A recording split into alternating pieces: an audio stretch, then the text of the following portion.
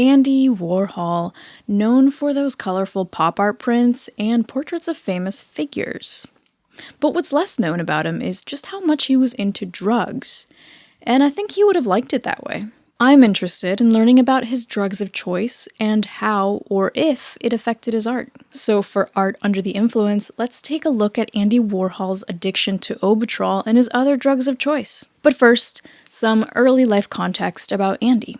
Andy Warhol was born in Pittsburgh, Pennsylvania in 1928 to Lemko parents, which is modern-day Slovakia. Originally, his name was Andrew Warhola, but he later changed it to Warhol as a way to Americanize his last name and fit in. As a sickly child, he contracted chorea, also known as St. Vitus's dance. It's a rare disease, and if you look it up, you can see just how debilitating it is. Young Andy was bedridden for months. He also had all sorts of skin conditions, rashes, and redness, and he often got made fun of at school, which created a very shy and self-conscious boy. His mother Julia loved him and gave him art supplies and encouraged him to draw, which he absolutely took well to. He would draw often, improving his skills as he got older, and eventually decided to pursue an art career. In 1945, he attended the Carnegie Institute of Technology, which is an art college in Pennsylvania. He even developed a method for creating multiple prints of his work to then top off with either hand-painted or hand-drawn details. On a semester break, he visited New York City and was able to show his portfolio to Tina Fredericks from Glamour magazine, and it must have impressed her because she was willing to give him a job right out of college. By 1959, he was making good money as an illustrator in New York City,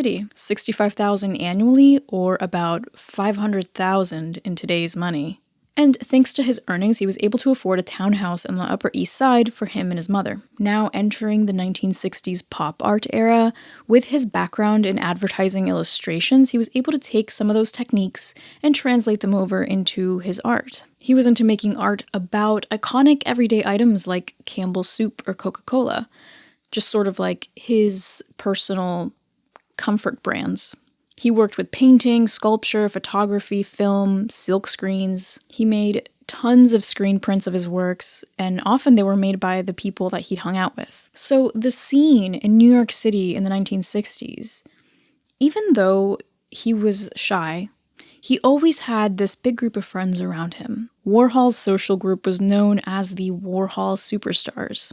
These would be people that he would involve in his art and in his films, or would just kind of be around watching the action happen. They were usually beautiful, eccentric, had some kind of special skill, or maybe just came from old money. They were all definitely artistic in some way, though, in order to fit into their group. Those individuals came and went, but some of them stayed a lot longer than others. You've got actors like Paul America, Candy Darling, Ondine, socialite and model Edie Sedgwick, singers Nico and Lou Reed of the Velvet Underground, and those multi-skilled artists like Gerard Malanga and Billy Name and Bridget Berlin. Just to name a few, because there were many. And, of course, experimental drug use was super rampant at the time. People around Warhol were always using a variety of drugs all the time, like it was just a casual thing. I imagine in that context, weed was something probably pretty tame, like somewhere between cigarettes and green tea. And even at his art openings, people were gathered in the bathroom doing drugs. It was just kind of a whatever thing.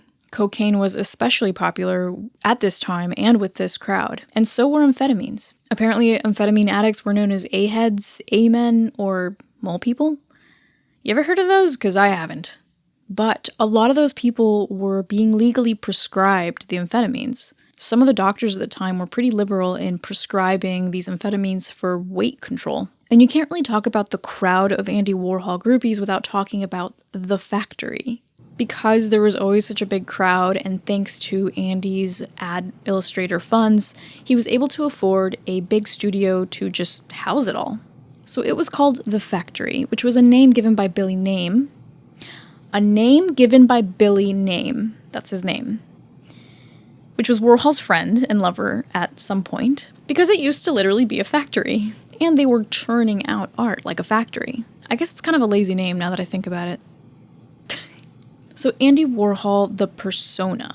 He had a reserved personality, and if you watch interviews of him, you can really see for yourself how soft-spoken and calm he is. It's a mix of I'm bored and I'm too cool and I don't want to be here. Yeah, well, I guess I really don't, it's too hard to care, and I guess I care, still care, but I mean, it would be so much nice not to care. He also just had a gentle energy to him, but on his shadow side, he was also very anxious and addictive. He would collect things and art. He'd make these sort of time capsules of phone calls and invoices and just little trinkets from his daily life that were a way to record his days. But he would also hoard less meaningful things like airplane menus or store flyers and coupons and just garbage. Another personality pattern was that he was kind of a pathological liar.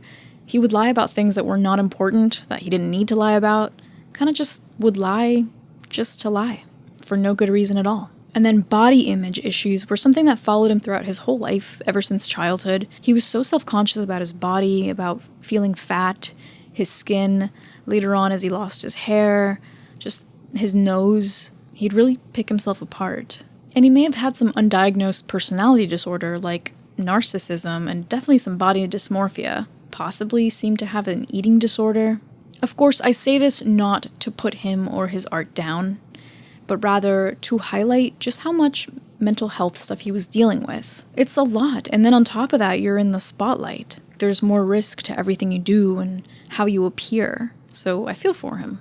Warhol's lifelong battle with mental health issues was in the background of his addiction to pills and other substances. Obetrol was an amphetamine, a stimulant diet pill similar to Adderall.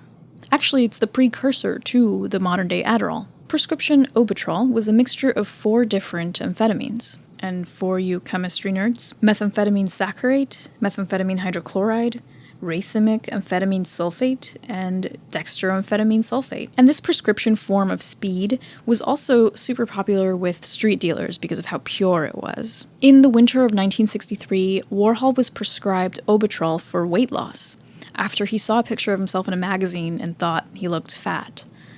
Oh, which is so sad to me because he wasn't ever fat in his life, but that doesn't matter. To him, he was fat, and he had to do something about it. But yeah, Warhol was self-conscious his whole life, and that included his weight. The positive to Obetrol is that it kept him up all night, and he had way more time to work on his art. Eventually, after not being able to sleep, he started taking the sedative Seconal, so that he could wind down at night and get to sleep. In Warhol's own words from his memoir, the big social thrust behind the factory from 64 to 67 was amphetamine. He also said, everything went back to that, referring to amphetamines. And then there was Obetrol as a social currency. He would give Obetrol to his friends at the factory, many of whom worked for free but then later resented him because they felt like he was taking advantage of them. So maybe that's where some of the narcissism comes out.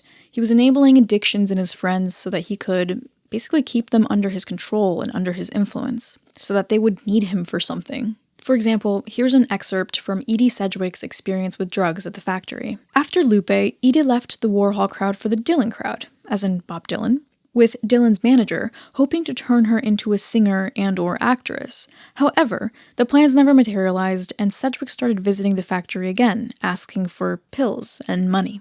According to biographer Victor Bacris, Andy always gave her a few dollars and an Obetrol if he had a spare on him, and put her in one last movie to try, as he said, to help her out. But Warhol himself always denied giving Edie drugs, because he was a liar. And there's a similar quote from René Ricard, poet, actor, and factory member. I really hated Andy by then. I realized his was a passive exploitation, that it could be humiliating and horrible. He had been asking me to do this for a long time, and I had refused. But one night, I took an Obetrol, a very powerful 25 milligram amphetamine pill. The best. They were very hard to get, rare, and very good. It's a good high, very gay, very lovely speed. So Andy was trying repetitively to give his friends the good stuff, so that they'd be addicted, so that they would go back to him, like Edie. So amphetamines were an underlying factor behind the work that he and his friends at the factory made. It's part of the reason that he spewed out a ton of copies of his work. He was fueled by amphetamines, and so were all his friends, and the friends were doing a lot of the legwork, a lot of the repetitive screen printing. Yes, it was Andy's ideas and his works of art and his brain children, but it was the factory workers making those prints again and again and again, oftentimes, or being the camera crew, or maybe at times just doing errands for him, just managing the whole production that was Andy Warhol. Yes, it was this social commentary on the mass-produced American way of the time, but it was also literally how they operated. Everything was fueled by amphetamines.